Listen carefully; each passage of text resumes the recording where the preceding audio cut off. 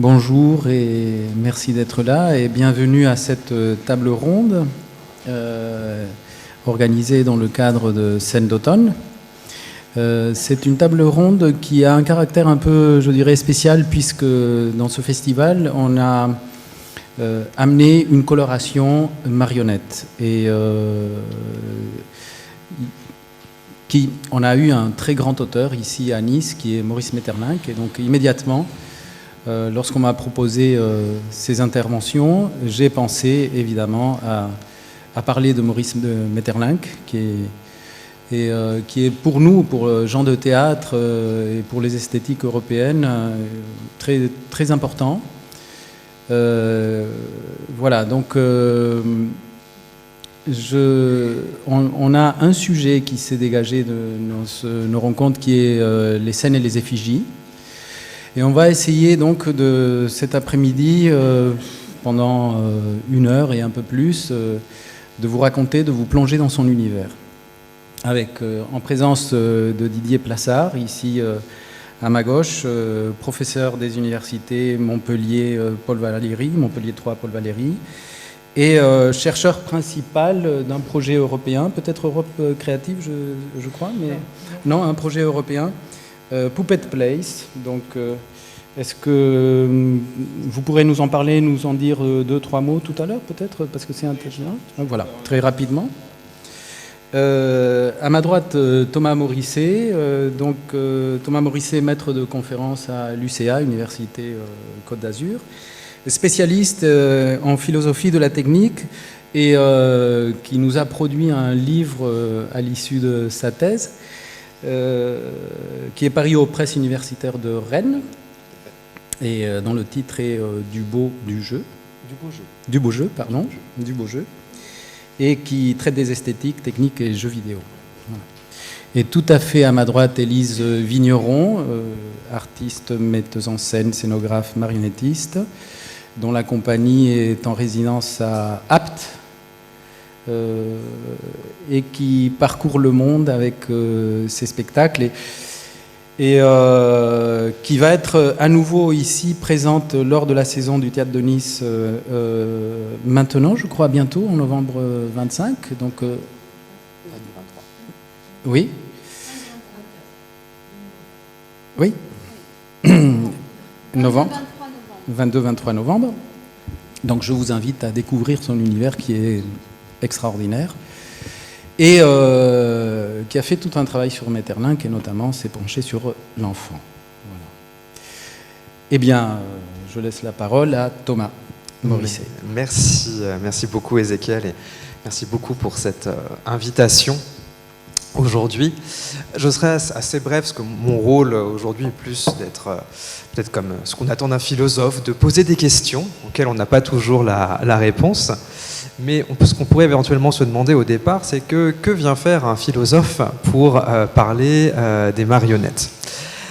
Je répondrai de 2 manières. La première, c'est que je suis moi-même aujourd'hui une marionnette philosophique, dans la mesure où ce qui m'anime philosophiquement, ce n'est pas tant mes travaux, qui sont certes de philosophie esthétique, mais plus consacrés au jeu de manière générale, mais les travaux d'une de mes collègues, Noémie Lorenz, qui a écrit une très belle thèse qui s'appelle « Au corps des choses », dédiée à l'art de la marionnette. Donc vous pouvez considérer que tout ce que je dis d'intelligent aujourd'hui, c'est Noémie qui parle à travers moi. Et effectivement, j'ai dit que je suis animé par elle, puisque effectivement, la marionnette, je pense qu'on va en parler, est un art de l'animation, où il s'agit du coup d'animer ces objets qui, au départ, ne le sont pas. Et alors, qu'est-ce qu'on peut faire ? Qu'est-ce qu'il y a de philosophiquement à dire là-dessus ?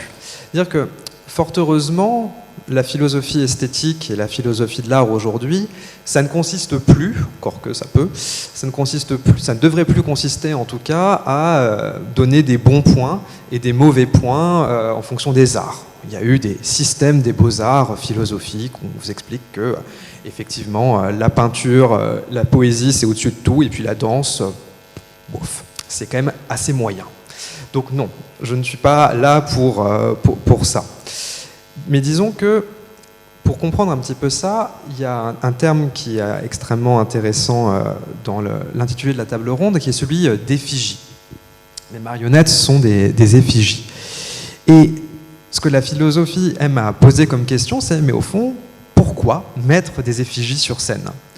Et ce qu'on peut essayer de comprendre, et je crois qu'à travers le parcours qu'on va vous proposer autour de Maeterlinck, il y aura des éléments de réponse qui vont arriver.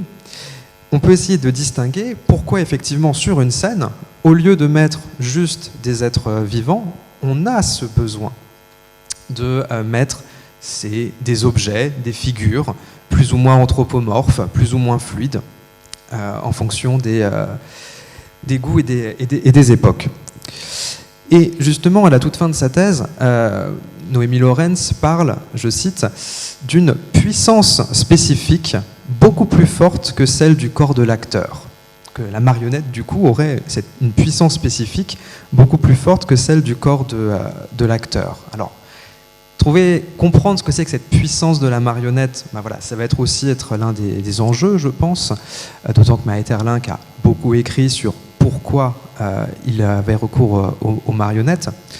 Et ce que je pourrais simplement dire, avant de laisser la parole à mon collègue, c'est que bien que philosophe, il m'est arrivé de tenter certaines choses sur scène, notamment j'ai travaillé avec des jeux vidéo sur scène, où on ne dirigeait pas des avatars avec des marionnettes en bois ou que sais-je, mais on dirigeait des petits personnages numériques sur un écran.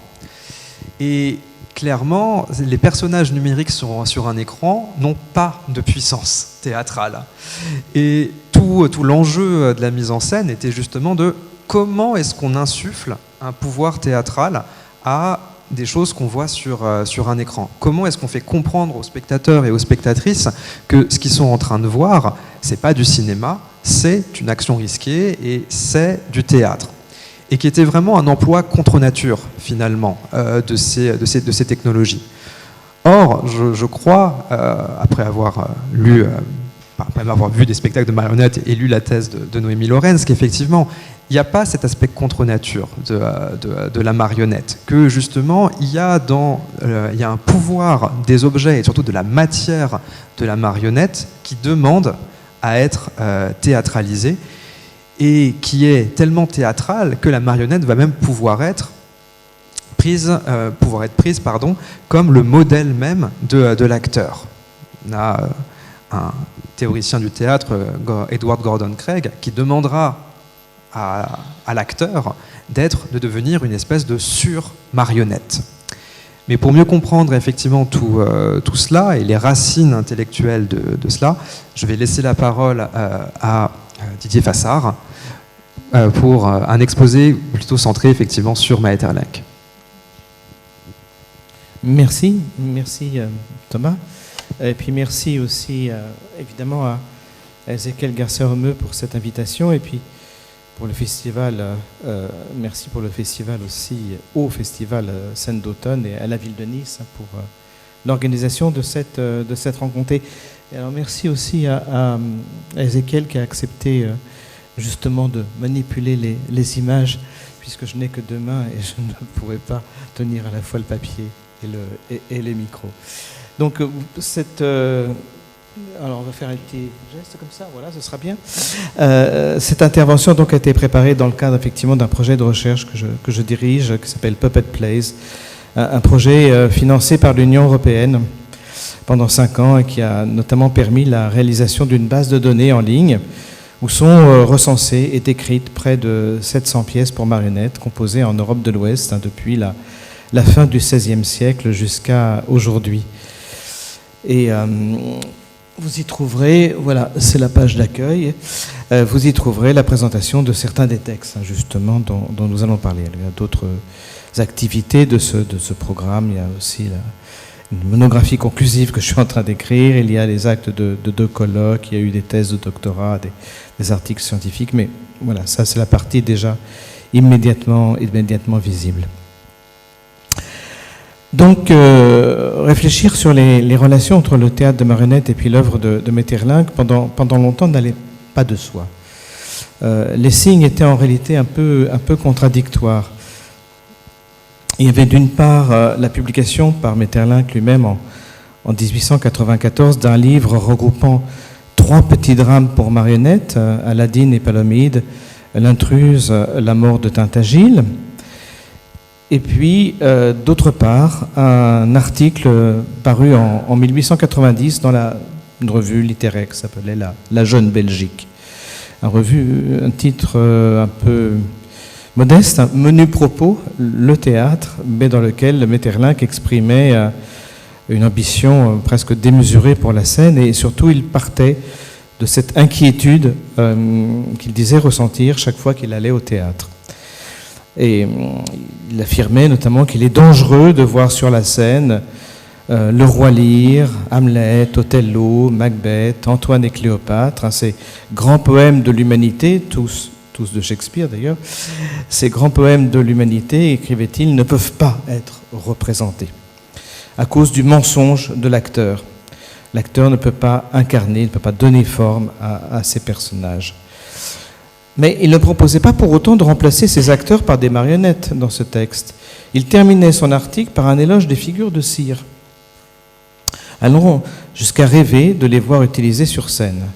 Et entre ces deux modèles, marionnettes d'une part, figures de cire d'autre part, le lien n'apparaissait pas très clair.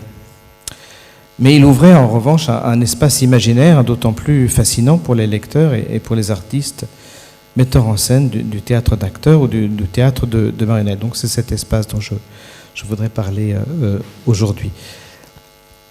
Les recherches effectuées depuis une vingtaine d'années ont permis de mieux comprendre le projet de Maeterlinck grâce à une meilleure connaissance de son contexte d'écriture, de ses notes personnelles aussi, des carnets personnels de Maeterlinck qui ont été publiés, puis des éditions critiques qui ont été réalisées notamment par Fabrice van de Kerkhove de ses pièces, il y en a un exemplaire ici d'ailleurs, avec de nombreuses informations sur tous les brouillons préparatoires, sur les modifications apportées aussi entre les différentes éditions. Par exemple, pour une nouvelle édition de ces pièces, La mort de Tintagil, en 1918, Maeterlinck avait supprimé le 4e acte.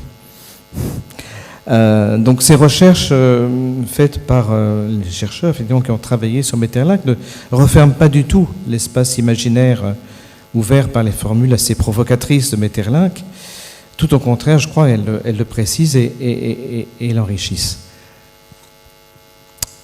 Commençons par les figures de cire. Le XIXe siècle est fasciné par celles-ci. Elles sont développées depuis le XVIe siècle.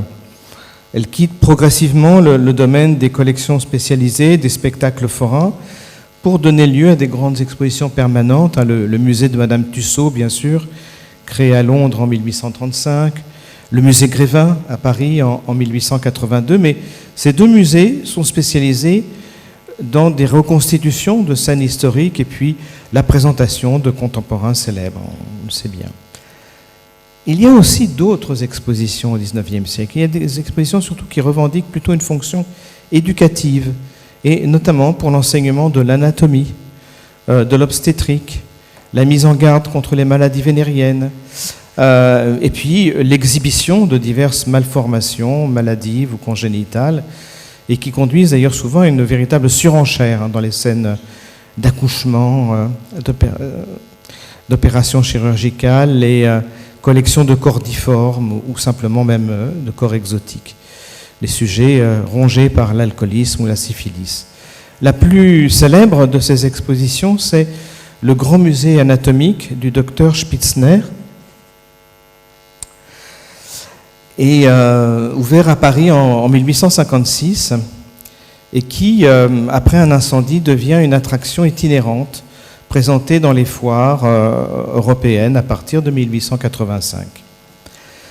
Le musée Spitzner vient notamment régulièrement à la foire de Gand en Belgique, et Maeterlinck, qui est de Gand, va le voir en 1887. Et il note dans un carnet sa fascination pour l'horreur belle des musées de cire et des collections d'embryologie. Comme beaucoup de visiteurs, il est particulièrement frappé par l'une des mises en scène les plus célèbres du musée Spitzner, la Vénus au repos, la figure d'une jeune femme couchée sur le dos, endormie, et dont la poitrine se soulève régulièrement grâce à un mécanisme d'horlogerie. Cette attraction trouve deux prolongements dans son œuvre. D'une part, l'utopie justement d'un art théâtral qui serait porté par des êtres sans destinée, pour reprendre son expression, ces mannequins de cire, comme il l'évoque dans l'article Menu propos le théâtre. Et puis d'autre part, la récurrence dans ces pièces du motif de la femme allongée, endormie ou morte et offerte au regard. Dans l'une de ces pièces, donc Aladine et Palomide, en 1894, la scène s'ouvre avec le monologue d'un vieillard à blas mort qui contemple une jeune esclave, Aladine, endormie, dont il est amoureux et qu'il embrasse dans son sommeil. Encore. Dans Les Sept Princesses, en 1891, un couple royal vieillissant et un prince contemplent longuement le spectacle de 7 jeunes filles allongées dans une salle fermée par une dalle comme un tombeau et dont on ne sait si elles sont vivantes ou mortes. J'ai mis ici le texte, le prince, je vois, je les vois toutes les 7, 1, 2, 3, il hésite un moment, 4, 5, 6, 7, je ne les reconnais presque pas, je ne les reconnais pas du tout. Oh, qu'elles sont blanches toutes les 7, oh, qu'elles sont belles toutes les 7, oh, qu'elles sont pâles toutes les 7, mais pourquoi dorment-elles toutes les 7 ? Et la reine répond, elles dorment toujours, elles dorment ici depuis ce midi, elles sont si malades, on ne peut plus les éveiller. Elles ne savaient pas que vous alliez venir, nous n'avons pas osé les réveiller, il faut attendre, il faut qu'elles s'éveillent d'elles-mêmes.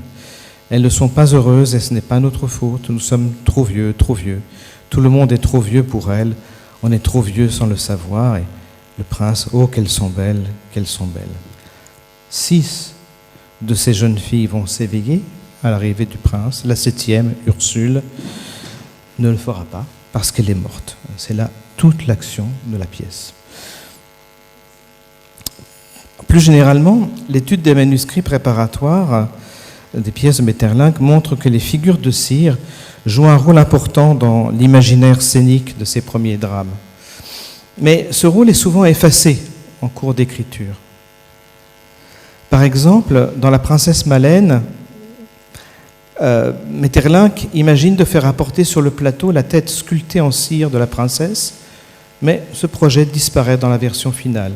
L'image matérielle initiale de la tête de cire devient une image mentale, une simple métaphore dans la bouche d'un personnage, Anne, qui commente la pâleur de cette princesse Maleine, on empoisonne lentement, et l'appelle une mendiante de cire.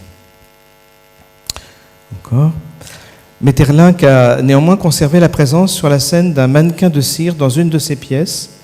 Au début des Aveugles, une indication scénique précise que le prêtre qui accompagnait le groupe des aveugles et qui vient de mourir est bien visible sur la scène avec sa face d'une immuable lividité de cire.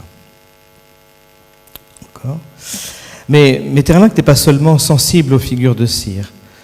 On rencontre dans les brouillons de ses premières pièces, en particulier celui de cette princesse Maleine, plusieurs suggestions venues des attractions foraines. Les têtes coupées et même parlantes, par exemple, sont des trucages très habituels. D'accord ?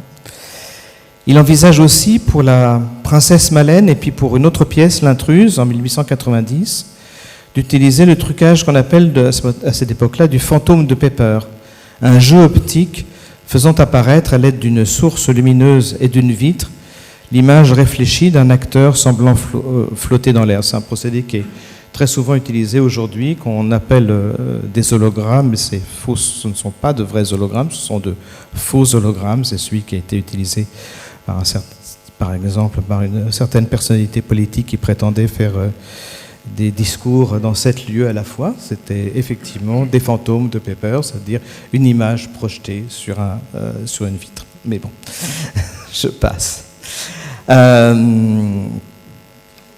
Voilà, un autre numéro qui retient son attention, c'est celui de la danse d'un squelette qui se décompose et se recompose successivement. C'est une attraction souvent présentée. On peut lancer la vidéo, s'il vous plaît. Une expression souvent une attraction souvent présentée par les marionnettistes, et il y a un petit film de Louis Lumière de 1897 qui nous montre à quoi ça ressemblait.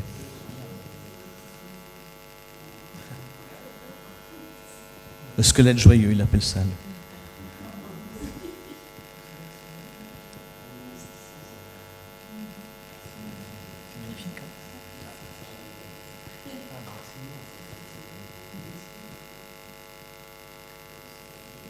Voilà, merci.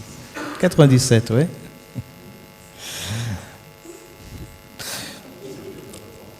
Dans les brouillons préparatoires, justement, de la princesse Malène, j'y reviens, Maeterlinck imagine d'intégrer un petit spectacle de marionnettes à fil avec des ossements qui tomberaient du conduit d'une cheminée. Et effectivement, l'éditeur Fabrice van Kerkhove pense que ça vient de ce numéro qu'il a vu et que documente le film des Frères Lumière.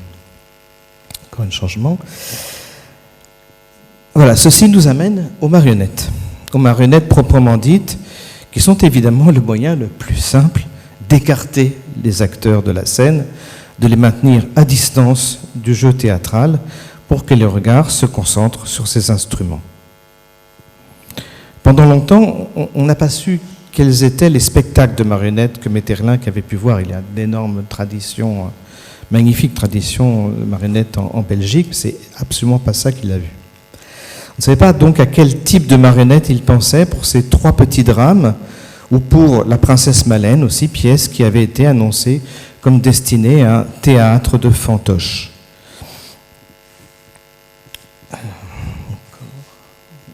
Voilà.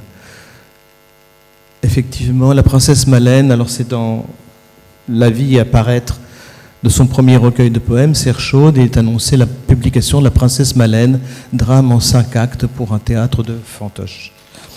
Et dans une lettre aussi qu'il adresse à un de ses amis, Maeterlinck dit que cette pièce est destinée à un théâtre de fantoche. Un changement. Voilà. Coïncidence troublante, quelques mois avant la publication de cette pièce, La Princesse Malène, un autre poète, Charles van Lerberghe, avait publié lui aussi sa première pièce de théâtre, Les Flaireurs, en la présentant comme une légende originale et un drame en 3 actes pour le théâtre des fantoches. Les 2 jeunes écrivains, Maeterlinck et van Lerberghe, étaient des amis très proches, tous les 2 habitant à Gand. Orphelin, même van Lerberghe avait été élevé par l'oncle de Maeterlinck, qui était son tuteur. Et ensemble, ils avaient fait leurs études au collège jésuite Sainte-Barbara à Gand. Ils lisaient les mêmes livres, les mêmes revues, se montraient leurs premiers poèmes, etc., etc. Ensemble, ils allaient aussi à la foire de Gand. Et n'y voyaient pas seulement le grand musée anatomique du docteur Spitzner, mais aussi une autre attraction régulièrement présentée, le théâtre des fantoches de l'anglais Thomas Holden, qui faisait de grandes tournées internationales avec ses spectacles. Ce marionnettiste avait en particulier produit une grande sensation à Paris en 1879. Edmond de Goncourt notant dans son journal qu'il trouvait ces gens de bois un peu inquiétants. Thomas Holden a vraiment révolutionné l'art de la marionnette à fil en développant un mode de construction et d'animation original d'un réalisme saisissant. Ces spectacles étaient de véritables féeries visuelles, avec une succession de tableaux inspirés du cirque et du music-hall.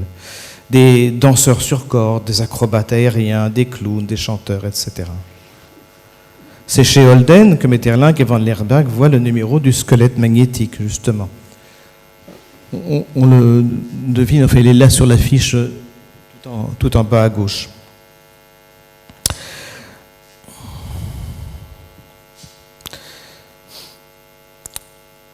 Et c'est aussi des spectacles de Thomas Holden que Maeterlinck s'inspire lorsqu'il envisage d'insérer dans La Princesse Malène un ballet de créatures sous-marines avec une sirène imitée de L'Aquarium sous la mer, un tableau justement de La Belle et la Bête, le spectacle de Thomas Holden. Encore changé. Voilà. L'Aquarium sous la mer, c'est le premier tableau de La Belle et la Bête. Thomas Holden faisait des pantomimes, mais au sens anglais du terme, c'est ce système théâtrales, si on peut dire, des pantomimes de Noël qui prennent prétexte de n'importe quel conte, choix assez réduit, d'ailleurs souvent la Cendrillon, etc., la Belle et la Bête, et puis qui déchaînent toute une série de gags, de tableaux visuels aussi qui n'ont aucun rapport avec l'histoire de Thomas Holden, avec l'histoire du conte. Donc ne cherchez pas le lien entre la Belle et la Bête et l'aquarium sous la mer. Évidemment, il n'y en a pas. C'était la folie théâtrale de l'époque, qui continue aujourd'hui pour les pantomimes de Noël. Changement encore, s'il te plaît. Mais c'est les spectacles de Thomas Holden auxquels Maeterlinck fait allusion dans ses carnets éblouissent les deux jeunes poètes par le réalisme des figures exactement proportionnées et de leurs mouvements, comme aussi par leur trucage visuel. Leur esthétique est aux antipodes de ce qu'ils recherchent. Rapidité et virtuosité sont en effet les caractéristiques principales des marionnettes de Holden. Et les recherches dramaturgiques des deux poètes, au contraire, vont vers une action limitée, ralentie, presque éteinte, un long cheminement vers la disparition. Dans Les Flaireurs, la pièce de Charles von Lerberg, une jeune fille tente de ralentir la mort de sa mère en empêchant d'entrer chez elle un groupe de personnes qui vient, alors que la vieille femme est toujours en vie, pour faire sa toilette mortuaire, acte 1, pour apporter un linceul, acte 2, et puis pour apporter un cercueil, acte 3, dans lequel enlever son corps. Dans L'Intruse ou dans La mort de Tintagiles, autre pièce de Maeterlinck, l'action se limite aussi à la menace croissante de la mort, venue pour prendre possession d'un personnage. Dans Intérieur, un autre des petits drames pour marionnettes, un groupe de témoins observe depuis le jardin, par la fenêtre éclairée de leur maison, les membres d'une famille occupés à leurs tâches quotidiennes et retardant donc le moment de leur annoncer la mort de leur fille retrouvée noyée.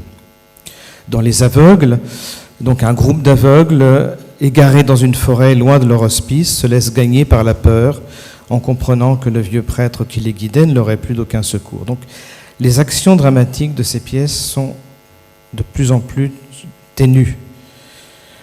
Rien d'autre ne s'y passe qu'une lente rencontre avec la mort, le passage du seuil séparant la vie du trépas, tandis qu'une atmosphère funèbre s'étire indéfiniment. Extrême lenteur, paroles hésitantes, reprises en boucle, chuchotées, hachées de silence, les drames de Maeterlinck font sentir une sorte de béance qui constitue un défi pour le théâtre d'acteurs, tout autant que pour le théâtre de marionnettes. Et qui, finalement, le théâtre de marionnettes a longtemps hésité avant de répondre à la proposition de Maeterlinck. Maeterlinck lui-même hésitait. Dans ce projet d'avertissement pour l'édition des 3 petits drames, il écrivait comme si la chose n'allait pas tout à fait de soi. Il va sans dire que les petits drames qui suivent furent vraiment écrits pour le théâtre de marionnettes. Ils n'ont ni la réalité ni la vie qu'il faudrait pour résister aux atteintes de l'acteur de demain. Au lieu que les poupées de cire ou de bois peint sont indulgentes à l'imagination.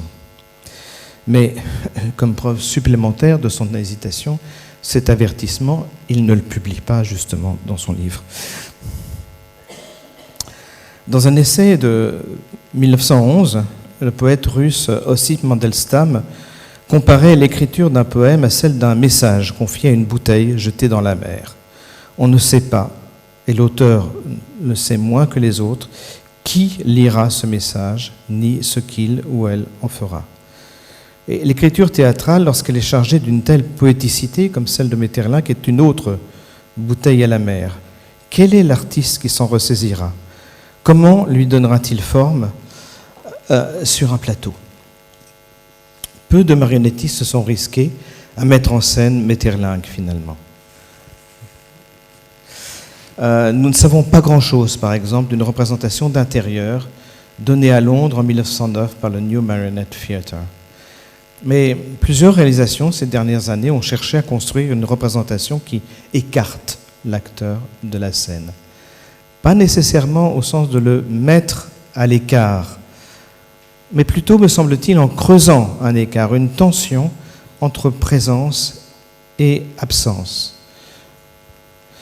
En travaillant la présence de l'absence, comme le dit Denis Marleau dans sa mise en scène des aveugles créée en 2002. Une installation dans laquelle 12 masques moulés sur le visage d'un acteur et d'une actrice qui apparaissent comme flottants dans l'air sont animés par la projection d'une image vidéo de ces mêmes interprètes qui ont auparavant enregistré tous les rôles et donc qui sont absents, ils ne sont pas sur la scène. Si on peut voir l'extrait vidéo.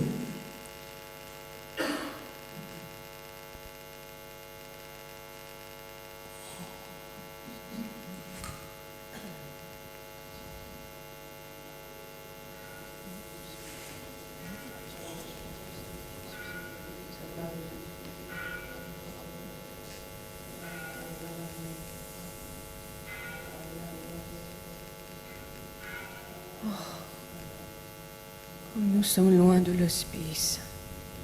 Il est minuit, il est midi. Quelqu'un le sait-il? Parler? Je ne sais pas, mais je crois que nous sommes à l'ombre. Je ne m'y reconnais plus. Nous avons dormi trop longtemps. J'ai faim. Nous avons faim et soif. Nous avons faim. Nous avons faim et soif. Et soif. Y a-t-il longtemps que nous sommes ici? Il me semble que je suis ici depuis des siècles. Je commence à comprendre où nous sommes. Il faudrait aller du côté où minuit est sonné.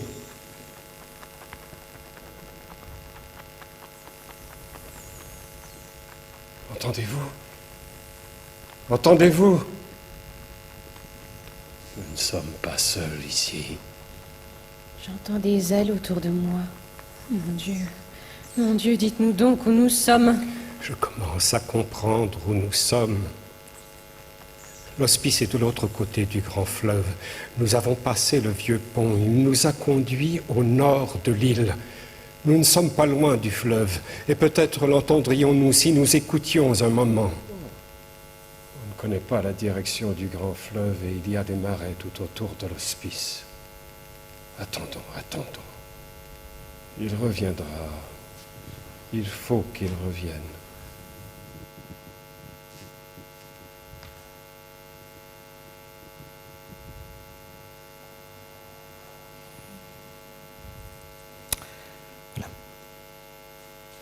Denis Marleau n'est pas un marionnettiste à proprement parler, c'est un metteur en scène du théâtre d'acteurs, mais là il est sur un dispositif vraiment creusant cette présence de l'absence, comme il l'évoquait dans un entretien.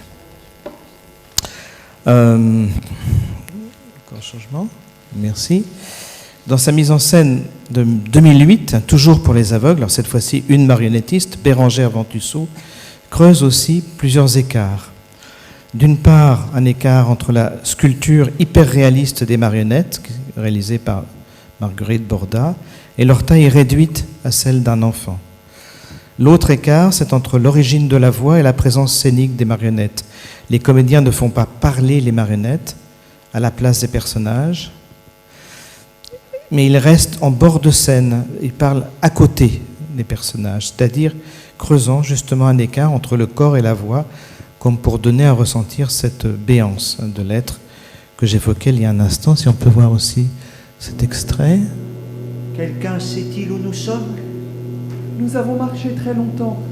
Nous devons être très loin de l'hospice. Ah, les femmes sont en face de nous. Nous sommes assises, en face de vous. Attendez, je viens près de vous. Celui qui n'entend pas est à côté de nous. Je n'entends pas tout le monde. Nous étions 6 tout à l'heure. Je commence à me rendre compte. Interrogeons aussi les femmes. Il faut savoir à quoi s'en tenir. J'entends toujours prier les 3 vieilles. Est-ce qu'elles sont ensemble? Elles sont assises à côté de moi, sur un rocher. Je suis assis sur des feuilles mortes. Et la belle aveugle, où est-elle? Elle est près de celle qui prie. Où est la folle? Et son enfant? Il dort. Ne l'éveillez pas. Oh! Comme vous êtes loin de nous, je vous croyais en face de moi.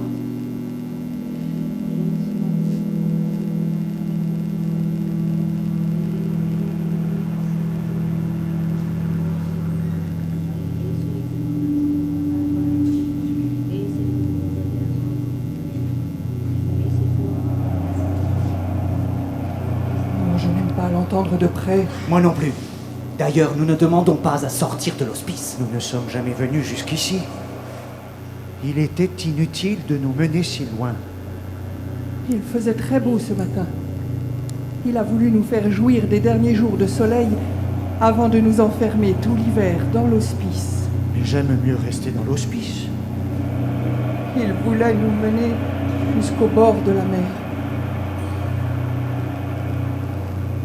Il y est allé seul.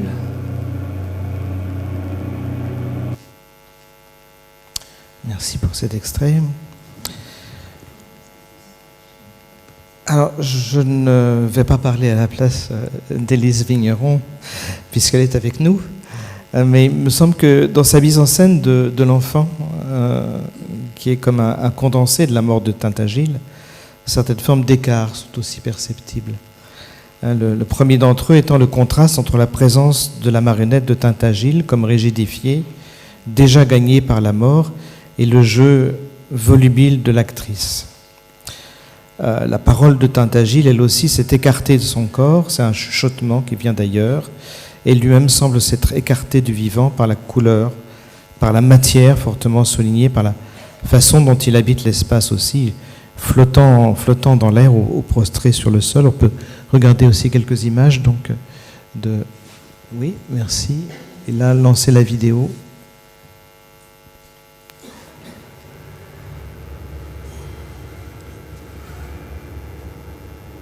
Me voici toute seule. Il est tard. Venez, venez.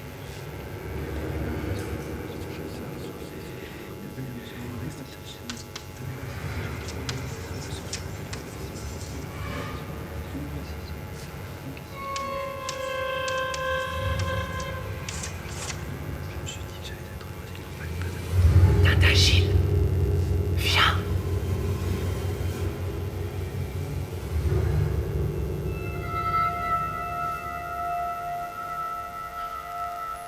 Qui est-ce qui t'a fait venir ici?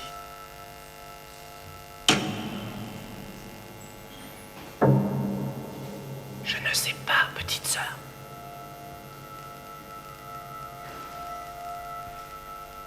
On a dit qu'il fallait partir.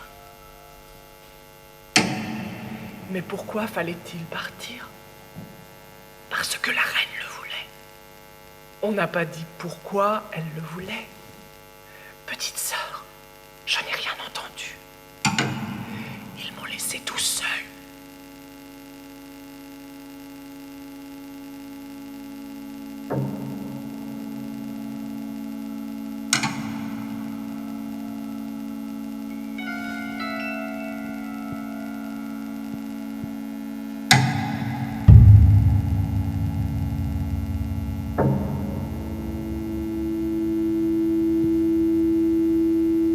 Ma sœur,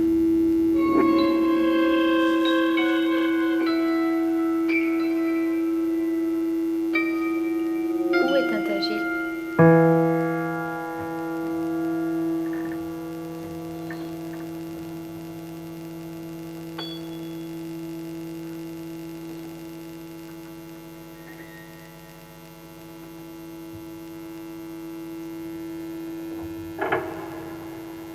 Où est Tintagile? Ici, Bélangère, ne parle pas trop haut. Il dort dans l'autre chambre. Il semblait un peu pâle, un peu souffrant aussi. Il était fatigué du voyage et de la longue traversée. Ou bien c'est l'atmosphère du château qui a surpris sa petite âme. Il pleurait sans raison. Je l'ai bercé sur mes genoux.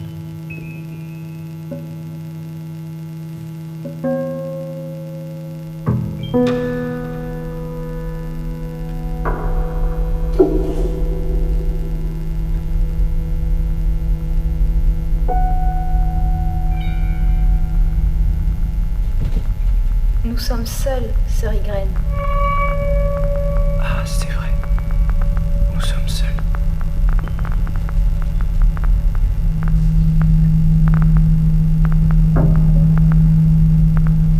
J'attendrai à genoux comme les autres fois.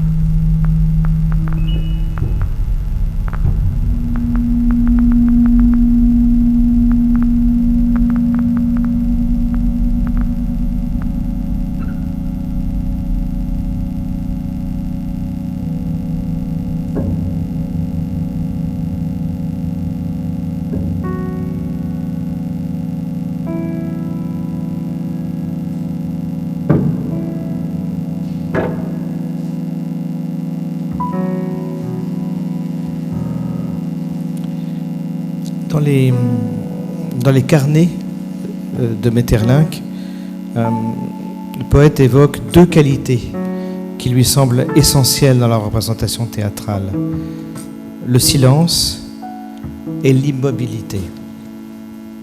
Deux choses, écrit-il, qu'on ne peut obtenir sans les automates. C'est une espèce de paradoxe qu'il rêve à la présence d'automates sur scène pour leur confier la tâche du silence et de l'immobilité.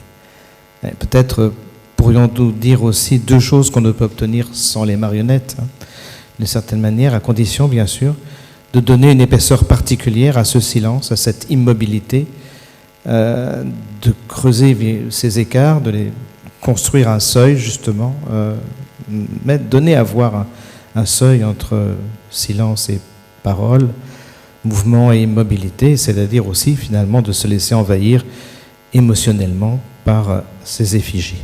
Dernière image. Oui, on peut passer à la suivante quand même. Hop, voilà, c'était juste. Enfin, merci. Merci.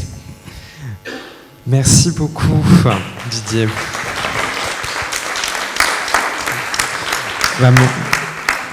Vraiment, mais merci beaucoup pour ce tour d'horizon à la fois historique sur les racines de l'écriture de Maeterlinck et tout le contexte, notamment avec ce lien aux figures de cire qui est là, et pour cette ouverture vers le présent.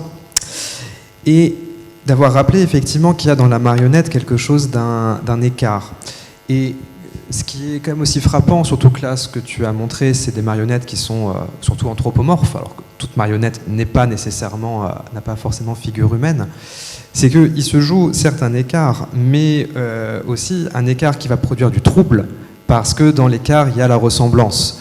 C'est un concept qui revient beaucoup actuellement, on parle en anglais de uncanny valley, ou donc de vallée de l'étrange, c'est-à-dire que plus un objet inanimé nous ressemble, plus on va se sentir mal, en fait. C'est-à-dire le trop plein de ressemblance, mais qui va être trop immobile, trop silencieux, produit effectivement un trouble. Et puisque nous avons la chance d'avoir à côté de nous Élise Vigneron, la question que j'aurais envie de te poser, c'est qu'effectivement cet écart et ce trouble, est-ce qu'ils ont joué un rôle dans la préparation du spectacle? Est-ce qu'il y avait dans le rapport entre les acteurs et l'actrice et la marionnette quelque chose de cet ordre-là qui devait passer? Ou est-ce que c'était vers un autre type de travail que tu es allé? Oui. Merci Didier, en tout cas pour cette plongée dans Maeterlinck. Ça renourrit encore des choses qui me paraissent encore un peu lointaines, parce que ce spectacle, je l'ai créé en 2019, on l'a repris en 2022, on le tourne encore. Moi, mon point d'accroche avec ce texte, c'était le rapport aussi.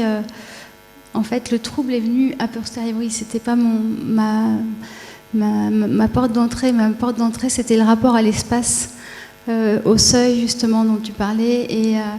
Et mon projet était de monter cette pièce dans un appartement. C'était un projet que j'avais avec Dominique Bluzet des théâtres à Marseille, qui voulait investir des lieux in situ dans le quartier entre les Bernardines et le gymnase. Comme j'étais associée à son théâtre, il m'avait proposé justement d'investir un hôtel et de créer une pièce vraiment où on pouvait proposer aux spectateurs de vivre l'expérience de cette pièce dans son déplacement. Parce qu'il y a tout un travail sur l'espace où finalement ils sont au départ à l'extérieur. Ils sentent bien qu'il y a la reine qui va... Tintagil, donc le fils d'Ygraine, vient d'arriver sur l'île, mais on ne sait pas pourquoi il est là, elle ne sait pas non plus, il n'y a pas de raison, mais s'il est là, c'est que c'est la reine qui l'a fait venir, et si la reine l'a fait venir, c'est que c'est pas une bonne nouvelle, c'est qu'il va lui arriver quelque chose, et du coup, ils vont se réfugier dans le château malade, et où j'amène les spectateurs, donc on part d'un premier couloir qui où la comédienne les accueille dans une sorte de labyrinthe qui reconstitue bien qui est la reine, qui est Bellangère, la sœur de Ygraine. Et voilà, c'est une sorte de cartographie comme ça. Et on arrive dans l'île qui est manifestée juste par des pierres au sol et puis des rondins sur lesquels les spectateurs vont s'asseoir. Et on attend Tintagil qui arrive du plafond. Et Ygraine qui le reçoit comme ça avec toute sa surprise. Et puis elle dit on va rentrer dans le château malade. Et c'est là qu'elle prend la marionnette et qu'ils vont dans un autre espace sur le plateau, mais qui n'est fait que de ruines en fait, qui est que des amas de planches. C'est pas du tout un château, mais il va se reconstituer au fur et à mesure, et les spectateurs vont être amenés à venir dans cette chambre qui est constituée de bancs et qui va devenir un espace qui va se refermer de plus en plus parce que les servantes qui veulent prendre Tintagil rôdent autour de l'espace. Et donc mon propos c'était vraiment que le spectateur vive la pièce de l'intérieur, et à la fin il y a ce mur qui s'écroule et qui nous donne encore accès à une autre scène qui se passe au bout, où il y a une sorte de grand mur en plâtre derrière lequel il y a Tintagil et Ygraine qui essaye de l'avoir, de le délivrer, mais il est déjà passé de l'autre côté. Et c'est un mur de plâtre qui va aussi un peu s'écrouler. Donc on est sur une perturbation des sens au niveau physique. On n'a plus du tout la conscience de où on est arrivé, d'où on part. L'espace paraît énorme. Donc voilà, moi j'ai une approche assez sensible et physique du spectateur. Et du coup le texte il est perçu comme quelque chose qu'on vit plutôt que quelque chose qu'on va comprendre. C'est très peu narratif finalement. C'est narratif, mais c'est pas l'intérêt des pièces de Maeterlinck. Donc le trouble, si on veut revenir sur cette idée de trouble, il est né de cette perturbation des sens et de la perception à la fois de l'espace, mais aussi des choses qui s'écroulent vraiment, qui peuvent être pas dangereuses, mais qui s'écroulent sur le spectateur très proche, d'un danger immanent comme ça. Voilà, donc le trouble vécu, on va dire, comme une catastrophe, et comment, à travers ces états de scénographie, parce que moi je travaille sur les états de matière ou les états de scénographie, les états d'espace, on vit, nous, spectateurs, les états intérieurs de ce personnage d'Ygraine, qui est un personnage qui a été, sur le plan symbolique, qui a été séquestré dans cette île, qui est complètement, qui a plus de vitalité, et parce que son frère revient et qui a la possible perte, va rentrer dans un état de révolte et justement parce qu'il y a la perte et parce qu'il y a la mort de ce frère, va se révolter et va aller vers la vie. Donc ces états de ruine nous mènent aussi des fois, ou de catastrophes, peuvent nous mener vers des élans vitaux. Voilà, c'était ça mon propos. C'est vraiment une très très belle réponse et qui entre vraiment beaucoup en écho avec ce que voulait faire Maeterlinck, parce que c'est intéressant en t'écoutant de voir que ce qui premier c'est ce que tu appelles donc des états d'espace, mais et que finalement les acteurs et actrices semblent être totalement au service d'un espace, d'une trame sensible qui les dépasse et qui, je crois, est un petit peu ce que voulait faire Maeterlinck en proposant ce drame pour des marionnettes et non pas effectivement pour des acteurs qui allaient y remettre. Enfin, je vais peut-être d'ailleurs te demander peut-être de préciser un petit peu. C'est au fond quel est le souci qu'avait Maeterlinck avec les acteurs. Pourquoi est-ce qu'il fallait dépasser les acteurs et pourquoi est-ce que les marionnettes allaient être plus à même de rendre compte des drames? C'est aussi un peu une histoire de contexte, c'est-à-dire que à la fin du XIXe siècle, on est quand même dans le règne de l'acteur roi qui joue à l'avant-scène, déclame un jeu romantique très exacerbé encore, très extériorisé, mais qui amène effectivement, je dirais, toute la pièce à lui. Enfin, on a toute une série de témoignages d'écrivains, de poètes de cette époque. André Gide, par exemple, qui dit dans son journal « Je suis allé voir Hamlet, je n'ai vu que Sarah Bernard ». Voilà, enfin, ce genre de remarques-là, effectivement, c'est l'époque des monstres sacrés, hein, et c'est le moment, effectivement, où naît la mise en scène moderne qui va essayer de mettre au pas l'acteur et de le remettre aussi, par exemple, au service du texte et non plus à sa gloire personnelle. Donc il y a un sentiment de trop plein, de trop de jeu, de trop de présence corporelle. Et en ça, Maeterlinck n'est pas du tout original. Tous les autres poètes à cette sensibilité symboliste le disent, quoi. Alors lui, marionnette, oui et non, parce qu'en réalité, il est fasciné par... il y a plusieurs choses, je pense, qui le fascinent chez Thomas Holden. Il y a effectivement la virtuosité de cette présence, assez extraordinaire, mais ça, il ne veut rien en faire, parce que ce n'est pas du tout ce qui l'intéresse. Par contre, il y a quelque chose qu'il va reprendre, c'est un imaginaire de la scène, et en particulier de la scène active.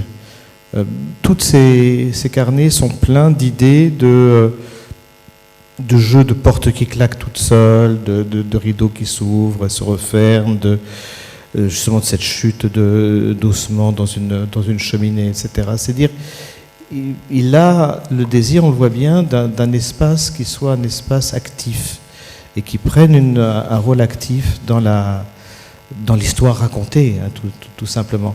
Mais ce qui est très fort chez lui, ce en quoi il dépasse quand même beaucoup des auteurs de son temps, c'est qu'effectivement, ses premières impulsions, ces espèces de fascination qu'il a, il met une sourdine dessus.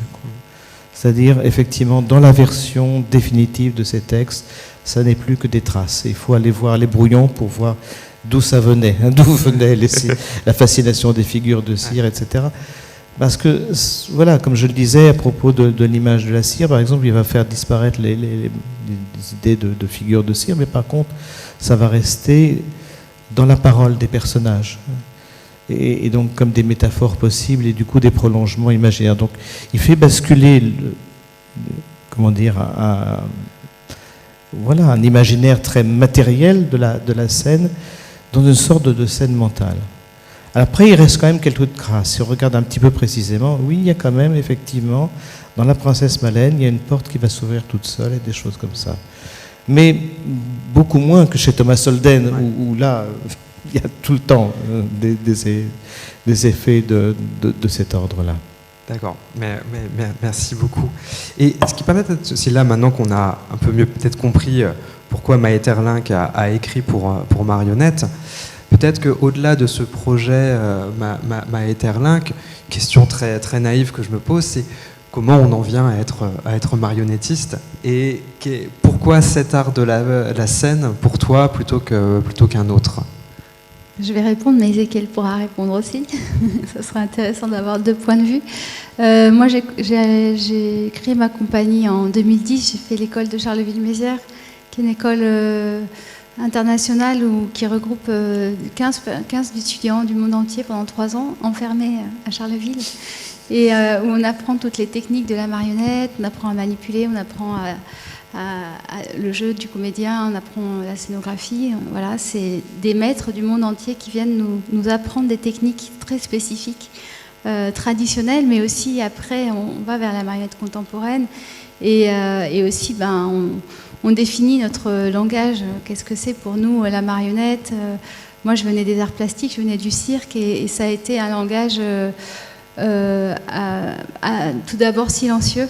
Un langage de la matière, qu'est-ce qu'une matière nous fait quand elle se transforme, ou juste un personnage, voilà, comment on peut avoir des émotions qui sont différentes de celui du corps humain avec un texte et d'une narration.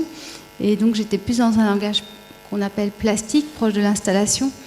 Et peut-être que là, ça rejoint aussi ma façon d'avoir appréhendé le texte de Maeterlinck, en ayant vraiment envie de garder le poème et de garder le texte comme quand on lit pour la première fois, plutôt que comme si on le voyait jouer, quoi. Il y a vraiment cette idée de pouvoir avoir la lecture, parce que moi quand je monte un texte, je trouve ça tellement beau. En général, les textes que je monte, c'est tellement fort que je me dis mais qu'est-ce qu'on peut en faire de plus fort? parce que la lecture c'est déjà tellement fort, et donc c'est aussi de prendre un autre parti pris, donc d'en faire un objet assez différent, en coupant beaucoup, en essayant d'aller à l'essence, et en gardant les traces du texte, mais en l'effaçant. Donc les traces, elles m'appartiennent, quoi. Ou ceux qui connaissent, mais ça reste quand même pour ceux qui ne connaissent pas. Et moi, j'ai appelé ma compagnie le Théâtre de l'Entrouvert. L'Entrouvert, c'est ni ouvert ni fermé, c'est le seuil aussi. René Char parle de lisière entre l'ombre et la lumière. Et donc c'était déjà assez clair pour moi le fait que la marionnette, elle avait un langage qui nous permettait de parler de choses dont on ne peut pas parler avec les mots, qui sont ces espaces de lisière, de frontières, de basculement très très fins, de monde entre l'absence, la présence, la vie, la mort, le visible, l'invisible. Et cette porosité comme ça des mondes qui est beaucoup plus présente que ce qu'on la vit au quotidien, quoi. Ou la perception qu'on en a en Occident, et qu'on perçoit vraiment de manière très innée quand on voit une marionnette, si on est touché par elle. Voilà, donc je peux parler de ça. Ézéchiel, je te laisse répondre. Hein. Alors moi, je me souviens plus trop comment j'ai commencé, parce que c'est il y a très très longtemps.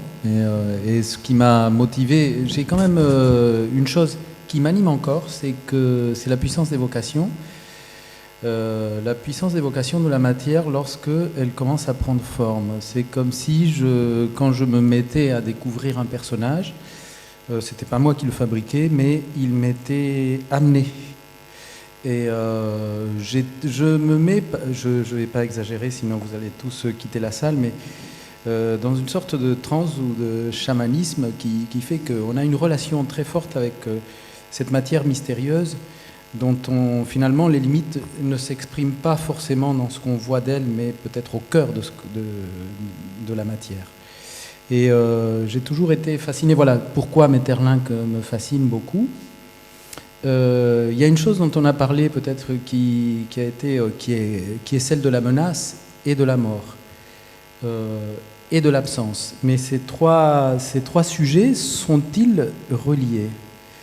Parce que la mort telle qu'on peut la concevoir comme ça, bon, c'est la mort, elle fait peur, mais c'est une mort qui va arriver, qui arrive très très lentement, et tout le fil rouge du début jusqu'à la fin est donné par cette attente au spectateur. Donc, qu'est-ce qu'on peut dire de ça en trois mots ? Moi, je veux bien parler peut-être Didier, tu connais beaucoup mieux, mais la version de Régie, quand même, voilà, où la mort de l'enfant, c'était aussi une ouverture vers l'autre monde plutôt qu'un arrêt définitif. Donc on est plus dans une ouverture, voilà. Et moi, du coup, je l'ai aussi pris comme un conte initiatique, un peu on est très proche du conte, hein, quand même, dans l'écriture de Maeterlinck. Et finalement, mon parti pris, c'était une personne, c'est Ygraine, et tous les personnages, c'est des personnages initiatiques intérieurs qui vont lui permettre de faire cette initiation comme ça, d'un personnage soumis à un personnage révolté. Et donc son frère, finalement, il est entre l'absence et la présence, parce que si ça se trouve, c'est juste un personnage archétypal, quoi, un personnage inconscient qui fait partie de sa transformation à elle, et comme les sœurs. Donc il y a différents niveaux de lecture, comme on peut aussi le lire, comme dans les contes, où il y a vraiment le côté narratif, mais après il y a aussi le côté symbolique, métaphorique d'un personnage en initiation. Mais ça, c'est très personnel, quoi. Je me suis inspirée de Régie, mais après, voilà, personnel. Bien. Tu as quelque chose à... Ah non. Bien. Alors, peut-être qu'avant de terminer, de vous dire au revoir, je voulais remercier cette belle assemblée là que j'ai ici. Est-ce que vous avez des questions à poser ? On fait circuler le micro et on a devant nous 15 minutes pour vous répondre, échanger librement.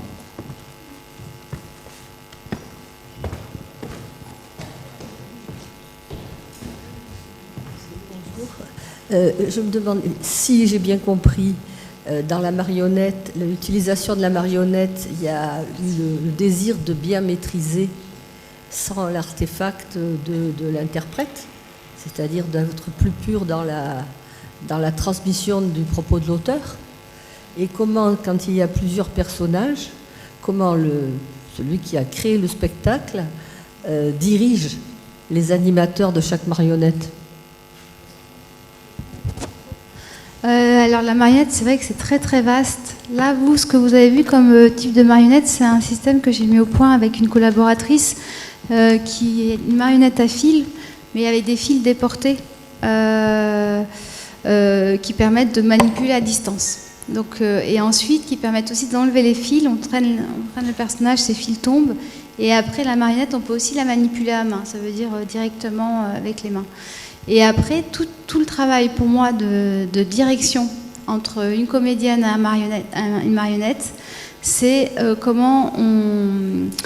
c'est une question de point de vue, comment on va diriger le regard du spectateur. Parce que naturellement, notre regard, il va aller vers le vivant. Parce que le vivant parle plus vite, bouge plus vite, prend plus de place. Et la marionnette, c'est tout un travail aussi pour qu'elle attire l'attention. Une fois qu'elle l'attire, c'est fort. C'est ça. Celui qui manie, il faut qu'il puisse à la fois s'effacer à des moments, et puis des fois être présent si c'est lui le personnage. Donc c'est là où je dis que c'est une question de point de vue, parce qu'on va vouloir que le focus du spectateur à des moments aille sur la marionnette ou aille sur le personnage.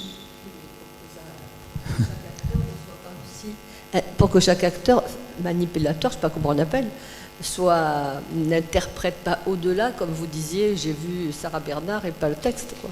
Eh bien, ça, il faut se mettre au service de l'objet. C'est beaucoup une question de regard. Comment lui, si on regarde un verre et que je le fais bouger, on va plutôt tendance à regarder le verre, plutôt que si le verre, je regarde là et que moi je bouge, on va me regarder moi.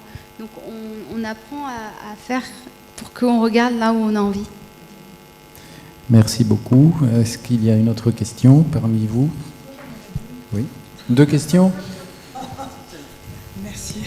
D'abord, merci. Je voudrais m'adresser justement aux 2 spécialistes des marionnettes. Bon, déjà, vous avez dit une chose tout à l'heure. Vous avez dit que, je reprends vos termes, que plus un objet nous ressemble, plus il nous trouble, déjà. Vous avez dit ça tout à l'heure. C'est vous qui avez dit ça. Oui. Le philosophe. Exact. D'accord. Je vous sers la main parce que moi aussi j'étais en philo ici, alors. Mais moi beaucoup plus vieille que vous. Et alors je voudrais demander donc aux 2 spécialistes de la marionnette, pour vous, quelles sont les qualités que vous trouvez dans la marionnette que vous ne trouvez pas dans l'acteur? Moi j'ai ma petite idée, mais je voudrais écouter la vôtre, qui est beaucoup plus intéressante parce qu'elle est plus professionnelle. Quelles sont les qualités donc voilà. Oui, alors peut-être que je ne sais pas si on peut parler de qualité. Oui. Il y a une clé très intéressante qui est donnée par Kleist, qui écrit sur le théâtre des marionnettes. C'est un chorégraphe qui tous les jours sur une place publique va voir un spectacle de marionnettes qui danse. Et l'auteur est là à voir ce chorégraphe qui vient chaque jour et lui dit « Mais qu'est-ce que vous faites là? Je vous observe, tous les jours vous voyez ces marionnettes qui bougent, etc. » Et il lui dit tout simplement « Je suis fasciné par la perfection des mouvements. » Mais qu'ont-ils de parfait? Eh bien, ce n'est pas seulement parce que les personnages dansent, mieux peuvent se suspendre en l'air et rester suspendus en l'air, chose qu'un danseur ne peut pas. Mais c'est surtout, ce que évoquait tout à l'heure Didier Plassard, c'est qu'elles ne sont pas troublées par l'affectation. L'entrée de la personnalité et de l'ego dans la matière poétique permet tout d'un coup d'être en contact, en profondeur, avec l'objet du poète et la matière poétique. Et c'est ce qui freinait vraiment Maeterlinck, Gordon Craig à continuer vers l'acteur, parce que c'était un obstacle à cet accès à la poésie, à la pureté de la poésie qu'il recherchait. Et donc ça, c'est une des clés. Je crois que moi, je la prends tout à fait en considération. Je crois que, en effet, il y a aussi ce que je disais, ce que tu disais très bien, c'est que c'est l'évocation. C'est-à-dire que la marionnette évoque avec extrêmement dans une, je dirais, dans une corporalité ou une représentation en effigie, quasiment en silhouette, de manière très très simple. Et plus on va vers cette représentation dénuée ou d'apparat, plus on va rentrer, comme Maeterlinck le souhaitait, dans le texte et la poésie. Si je peux peut-être rebondir, non pas en tant que professionnel de la marionnette, mais en tant que philosophe. Il y a aussi une chose qui va même un peu plus loin dans le texte de Kleist, c'était que c'est pas seulement le problème de l'affectation, mais même le problème de la conscience, en fait, puisqu'il y a un moment où il dit tiens, il y a un jeune bellâtre qui avait trouvé une pose parfaite, imitant une statue. Quand il a voulu la refaire de manière exprès, il n'y arrivait pas. Et c'est avec cette idée assez répandue que quand on fait bien les choses, et notamment quand on a de la grâce dans les mouvements, ça se fait sans conscience. Parce que la marionnette dont il est question est une marionnette anthropomorphe qui imite le danseur, ou le danseur ou la danseuse.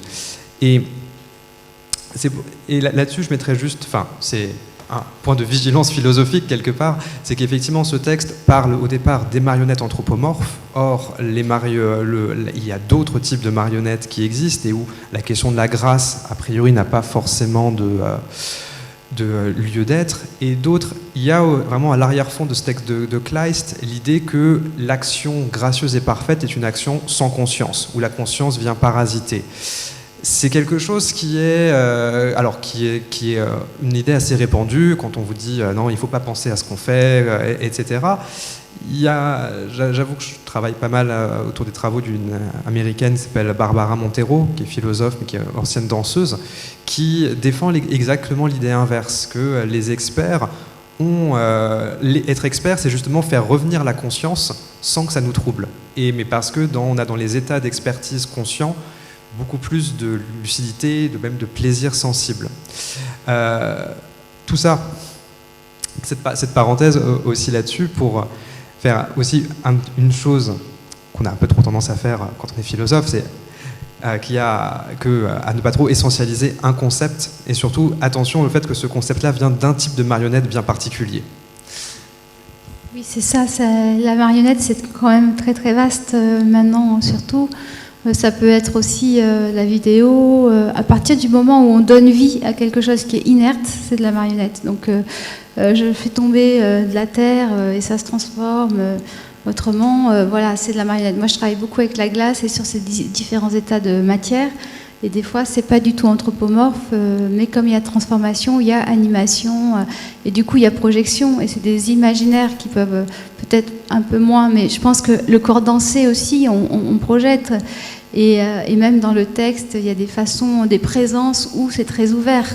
Je ne pense pas qu'on puisse séparer l'humain non plus de la marionnette. En fait, on peut avoir des présences où chacun va pouvoir projeter quelque chose, un jeu où il y aura l'ouverture aussi et puis on peut avoir des jeux très fermés. La marionnette peut être très narrative et très très fermée également. C'est plutôt des modes d'être, des rapports. À comment on développe l'imaginaire, la présence ouverte, voilà. Travail avec la glace, donc que vous pourrez venir voir le 22 et 23 novembre au Théâtre de Nice. Sur un texte de Virginia Woolf, sur les vagues. Une autre question, on a encore une petite minute.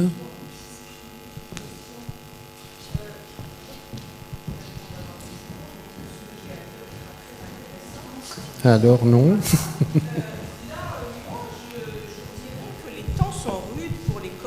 Et pour les acteurs, parce que d'un côté, c'est l'ère du soupçon, c'est la distanciation, c'est ceux qui en font trop, c'est ceux qui volent le personnage, et d'un autre côté, aux antipodes, on arrive à une période d'appropriation culturelle où il faut qu'il y ait une adéquation absolument totale entre l'ethnie, par exemple, de l'acteur et le rôle qu'il joue.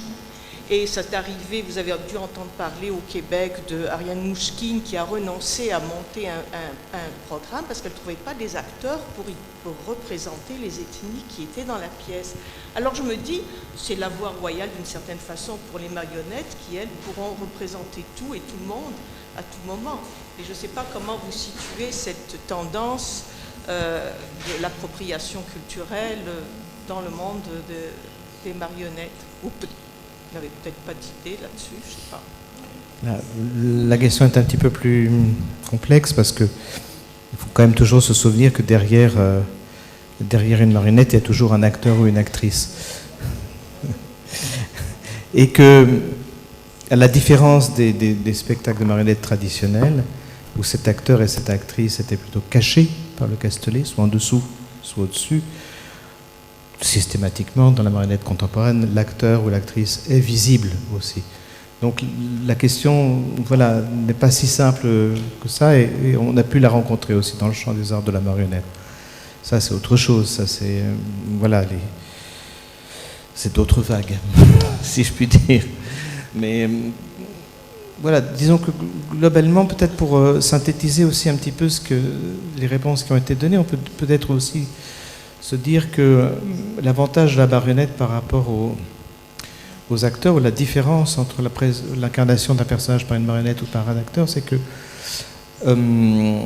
avec le théâtre de marionnettes, l'émotion, c'est d'abord celle du spectateur. C'est au spectateur à développer sa propre émotion. Et c'est un instrument avec lequel celui-là, justement, ce spectateur développe l'émotion. Il n'a pas besoin que l'acteur lui montre l'émotion à ressentir et qu'il y ait une contamination directe. Comme ça, on a une sorte de contamination indirecte parce que l'objet, lui, ne ressent rien. Mais il produit, par contre, extraordinairement d'émotions. Donc ça c'est sa puissance tout à fait particulière. C'est ce qui fait une différence entre ces deux régimes. Mais je terminerai aussi en disant que, comme vous l'avez peut-être remarqué, d'ailleurs ça se voit bien, d'ailleurs même dans même dans les 2 derniers extraits, par exemple, qu'on a vus, non seulement le marionnettiste est visible, mais la scène des marionnettes aujourd'hui est souvent une scène d'acteurs et d'actrices et de marionnettes avec des interférences entre les uns et les autres, avec les personnages qui sont joués par une actrice, par exemple, et puis d'autres par la marionnette. Donc c'est plutôt un espace de rencontre et de dialogue entre ces différents modes de visibilité, on va dire, du personnage, ou ces modes d'incarnation, si on peut utiliser le mot.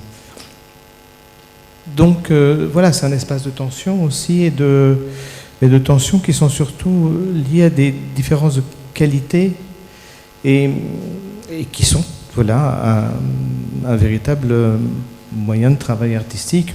Après, la grande différence entre un acteur et une marionnette, c'est souvent que, tout simplement, effectivement, il y a l'acteur avec marionnette et l'acteur sans marionnette. C'est-à-dire, comme le disait Alain Roquois, la marionnette, c'est un instrument de l'acteur. Donc on a des acteurs avec instrument et des acteurs sans instrument, un peu comme dans la musique, si vous voulez, hein. On peut se satisfaire de la musique vocale, ou bien on peut essayer aussi d'apprécier un piano, une harpe, une guitare, autre chose, en accompagnement de la voix. Je veux dire, c'est des modes de complication, tout simplement aussi de l'expérience artistique, pas beaucoup plus.